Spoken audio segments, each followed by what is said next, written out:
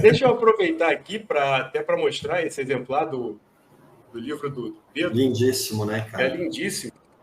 Fenomenal. E eu tive o prazer de ler, cara, e realmente muito, muito, muito interessante. Achei muito interessante essa levada que o Pedro fez de traçar, né, um período histórico e ele, a partir disso, ir inserindo cada conto, né, nesse contexto histórico, realmente eu achei fantástico, achei sensacional.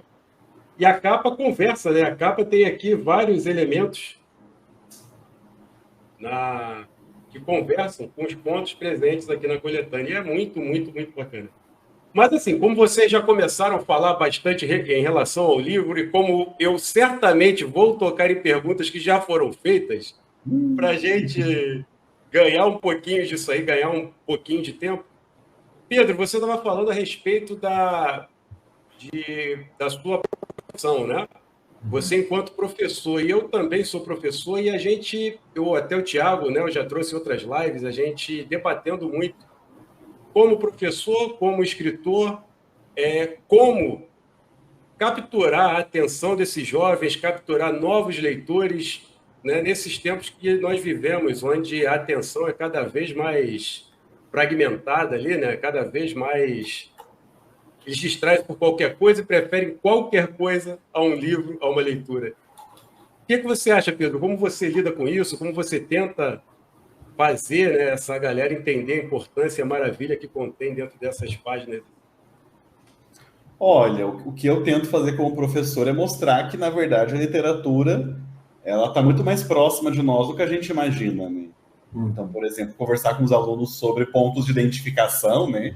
Coisas em que eles podem se identificar na história, ou que eles acham que está muito distante, porque quando você cria esse discernimento, né, essa noção de alteridade, eu sou muito diferente desse personagem, ou eu jamais faria tal coisa, você também está criando uma relação com o texto, né?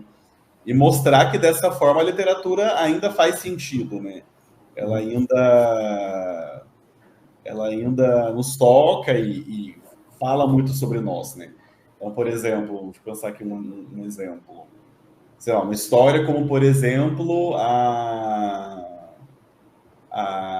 não, a Branca de Neve não, a Chapeuzinho Vermelho. Uma história sobre, se você for pensar isso, sobre essa questão da desobediência, né? A menina recebeu a orientação da mãe, olha, não vai pela floresta, pode dar ruim, não sei o quê. Aí ela vai e acontece tudo o que acontece. Ou, por exemplo, eu já conversei com eles uma vez sobre João e Maria, né?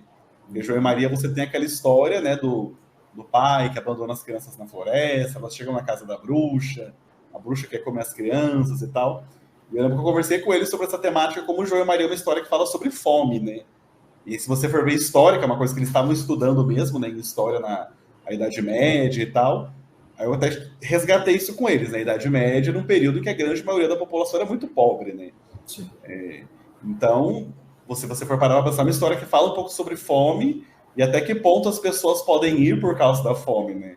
Um pai que abandona os filhos na floresta, uma mulher que é uma bruxa e quer cozinhar as crianças, né? Cometer aí canibalismo.